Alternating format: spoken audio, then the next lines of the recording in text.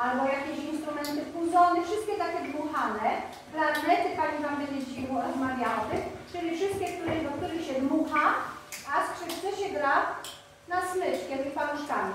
A tu na przykład siedzą instrumenty takie jak duże wioloncele, kontrabasy takie wielkie. Tu pokazywać, to gracie to, co ma. Ty tak uderzasz, a wy uderzacie dyrygenta, a tutaj cisza.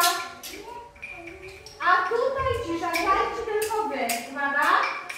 Raz, dwa, 3, 4, 5, 6, 7, 8, stop. Pauza.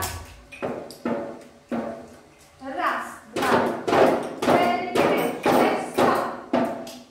Pauza. Czyli przerwa w muzyce. Teraz wy. Raz, dwa, 3, 4, 5, 6, stop. A teraz dyrygent pokaże raz, dwa, 3. Uwaga. Raz, dwa, 3. Raz, dwa, 3. Raz, dwa, 3, 4, 5, 6, 7. Nie, tak nie rób. Tak długo, jak będę ruszać rękoma, tak wy gracie. Uwaga. Raz, dwa, 3. Raz, dwa, 3.